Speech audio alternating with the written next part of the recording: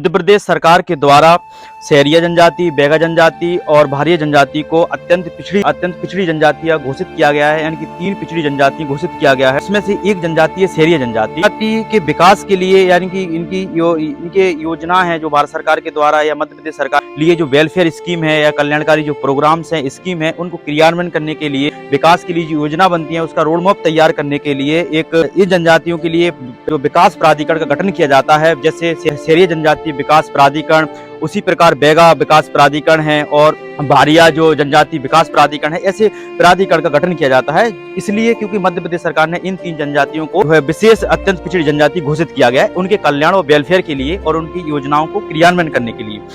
आप समझते हैं कि मध्य प्रदेश में ऐसा नहीं है कि मध्य प्रदेश में सहरियाई जनजाति निवास करती है, यानी मध्य प्रदेश उत्तरी क्षेत्र में निवास करती है। अगर विस्तार से समझा जाए तो मध्य प्रदेश में सहरिया जनजाति के साथ साथ मध्य प्रदेश में बहुत सारी जनजातियां रहती हैं। मध्य प्रदेश को देखा जाए तो भारत के जितने राज्य हैं उसमें से सर्वाधिक जनजाति क्षेत्र देखा जाए या जनजाति समुदाय देखा जाए, जनजातियां देखा जाए, मध्य प्रदेश में ही अत्यधिक जनजातियां रहती हैं। अधिकांश जनजाति क्षेत्र जो है मध्य प्रदेश से 2000 में जब मध्य प्रदेश से छत्तीसगढ़ अलग हुआ तो वहां पे जनजाति इलाका छत्तीसगढ़ में चला गया। फिर भी मध्य प्रदेश जनजाति की दृष्टि से बहुल क्षेत्र है। 2011 की जो सेंसस है, जनगणना है, उसके हिसाब से देखा जाए तो मध्य प्रदेश में जो जनजातियों की संख्या है मध्य प्रदेश में लगभग 21 यानी 21% से लगभग मध्य प्रदेश में जनजातियां हैं। यानी कि टोटल जो जनजातियां उसका 1/5 हिस्सा मध्य प्रदेश में है। पूरे भारत में देखा जाए जनजातियों की जनसंख्या लगभग 8 के लगभग है, यानी कि 8.6% है, यानी कि 8% जनजातियां रहती हैं। तो हम देखें कि मध्य प्रदेश का जब आप मैप देखते हैं, मध्य प्रदेश को नक्शा देखते हैं या मध्य प्रदेश को देखते हैं तो बहुत सारी जनजातियां देखने को मिलती हैं। तो देखा जाए तो मध्य प्रदेश के उत्तरी क्षेत्र में जो आपको और बुंदेलखंड, यानी कि जो बुंदेलखंड का क्षेत्र है, भौगोलिक रूप से देखा जाए तो बुंदेलखंड का क्षेत्र है, चंबल का क्षेत्र है, यानी कि चंबल नदी घाटी का क्षेत्र है, सिंध नदी घाटी का जो क्षेत्र है वहां पर आपको सहरिया जनजाति देखने को मिलेगी। ये क्षेत्र में देखा जाए तो ग्वालियर का जिला, श्योपुर का जिला आता है और दतिया जिला आता है, और इसके साथ साथ आपको गुना और विदिशा और भिंड मुरैना का जो क्षेत्र आता है, इस क्षेत्र में व्यापक स्तर पर देखा जाए सहरिया जनजाति देखने को मिलती है। और राजस्थान के 12 जिले में तो इस क्षेत्र में देखा जाए तो चंबल नदी घाटी और सिंध नदी के आसपास का जो क्षेत्र है वहां पर लगभग जितनी सहरिया जनजाति है उसका 84% जो है जनजाति समुदाय यहाँ पे देखने को मिलता है। और उसी प्रकार आप पश्चिमी मध्य प्रदेश में जाएंगे, यानी कि पश्चिमी मध्य प्रदेश में देखा जाए, जैसे आपने पश्चिमी मध्य प्रदेश में अलीराज है, झाबुआ है, देवास है, बड़वानी है, धार है और खरगोन है, खंडवा है, और इन क्षेत्रों में व्यापक स्तर पर आपको भिलाला जनजाति देखने को मिलेगी, भील जनजाति देखने को मिलेगी, यानी कि उसकी भिलाला उसकी उप जनजाति है। और भील जनजाति इसलिए फेमस है, आप देखते होंगे कि भील जनजाति के द्वारा जो है होली के पर्व पर, होली के जो पर्व आता, त्योहार आता है, उसके आगमन पर भगोरिया आयोजित किया जाता है। भगोरिया जो पर्व है या त्योहार है उसका आयोजन किया जाता है भील जनजाति के द्वारा, जो डीडी नेशनल पर लाइव एक तरीके टेलीकास्ट उसका किया जाता है।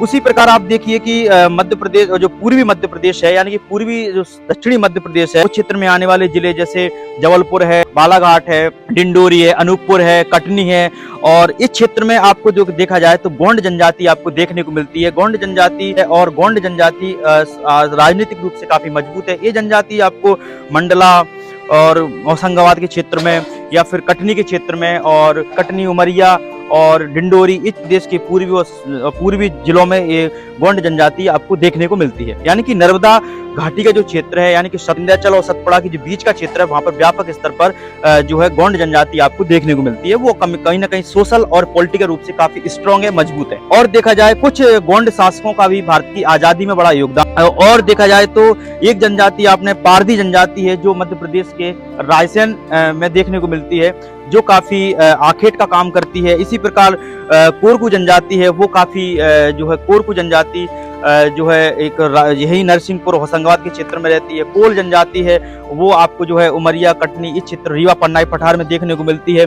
वो काफी शिक्षित जनजातियों में से एक मानी जाती है, और दूसरी शिक्षित के साथ साथ उसकी पंचायत जो है फ्री है, यानी कि और अपने स्थानीय मुद्दों को, पारिवारिक मुद्दों को आपसी सुलभ से यानी कि सुलझा लेते हैं। तो पुलिस प्रशासन यानी कि और कोर्ट, न्यायालय पर उनका हस्तक्षेप जनजातियों के मामलों में कम रहता है, यानी कि वो पंचायत के माध्यम से आपसी मतभेदों को सुलझा लेते हैं। कि मध्य प्रदेश की बहुत सी जनजातियां हैं, और भी मध्य प्रदेश की जनजाति देखा जाए तो अगरिया जनजाति है जो गोंड जनजातियों की एक उपजाति है, अगरिया जनजाति की बेसिक रूप से देखा जाए तो इनका मुख्य जो आमतौर पर ये जनजाति जो है लोहे अश्क का काम करती है, यानी कि धातु निष्कर्षण का काम करती है, यानी कि लोहे अश्क से लोहे का निकालने का काम करती है। इसलिए ये जनजाति जो है एक लोहसुर नामक देवता की पूजा करती है। हमने मध्य प्रदेश की इतनी जनजातियों को समझा। अब हम समझते हैं मध्य प्रदेश की सेरिया जनजाति के बारे में।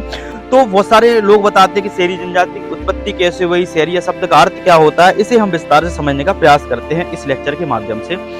तो सेरिया जनजाति की अगर बात की जाए तो सेरिया जो शब्द है वो एक इसका सामान्य अर्थ होता है जंगल, यानी कि जंगल में रहने वाले लोगों को ही सेरिया बोलते हैं। तो सेरिया जो है फारसी भाषा का शब्द है जिसका अर्थ होता है जंगल, यानी कि जंगल में रहने वाले लोगों को ही जो है सेरिया बोला जाता है। और इनकी उत्पत्ति के बारे में बहुत सारे मान्यता हैं, बहुत सारे मतभेद हैं और इनकी ऐतिहासिक कोई एविडेंस नहीं है कि जनजाति का ओरिजिन पॉइंट क्या था, ओरिजिन स्थान क्या था, इनकी उत्पत्ति यहाँ से हुई, ऐसा कोई इनके बारे में कुछ समाजशास्त्रियों का मानना है कि ऐसा अभी तक कोई जो है प्रूफ या कोई ऐसा एविडेंस नहीं है जो इनके वास्तविक मूल स्थान के बारे में, यानी कि मूल स्थान के बारे या निवास स्थान के बारे में पता चले। लेकिन बताया जाता है कि कुछ मान्यता है और सेरिया जनजाति का जो मुख्य धर्म है, जो जिस धर्म को फॉलो करते हैं, जिस देवी देवता की पूजा करते हैं, उस धर्म का नाम है हिंदू धर्म। यानी कि हिंदू धर्म से में गहरी आस्था है सेरिया जनजाति की। तो उसी हिंदू धर्म में एक परंपरा है और हिंदू धर्म में एक मान्यता है, हिंदू समाज की मान्यता है कि भगवान ब्रह्मा ने इस सृष्टि की रचना की। तो सृष्टि की रचना की तो बताया जाता है, इसी जनजाति की मान्यता है कि सेरिया जनजाति की उत्पत्ति कैसे हुई। जब भगवान ब्रह्मा जब सृष्टि की रचना कर रहे थे, यानी कि वो सृष्टि की रचता थे, तो रचना कर रहे थे, यानी कि उस संसार का निर्माण कर रहे थे, तो एक वर्गाकार एक जगह थी। वर्गाकार जगह में एक सेरिया समुदाय के, यानी सेरिया समुदाय के एक साधारण व्यक्ति को उस वर्गाकार जगह थी, उस जगह या कमरे में बीच में रखा गया था, बीच में बिठाया गया था ब्रह्मा के द्वारा। लेकिन और उस जगह पर बहुत सारे बाहरी लोग आने लगे और लोग आने के कारण क्या हुआ, साधारण व्यक्ति था, उस सेरिया जनजाति के व्यक्ति को उन व्यक्तियों ने जो वहां पर आए थे उस व्यक्ति को एक कोने में बैठने के लिए कहा, तो वो व्यक्ति कोने में चला गया।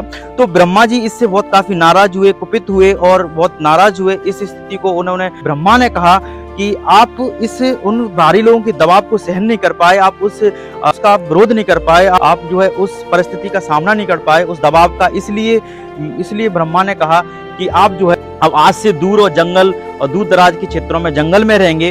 और इसलिए कहीं ना कहीं ऐसी मान्यता है कि इस शब्द की सेरिया शब्द की उत्पत्ति ऐसे हुई कि ये जंगल, तब से ये हजारों साल से जंगलों में रहने लगे। अब हम सेरिया जनजाति की सामाजिक, आर्थिक, राजनीतिक, सामाजिक, आर्थिक और धार्मिक सांस्कृतिक स्थिति के बारे में विस्तार से समझने का प्रयास करते हैं।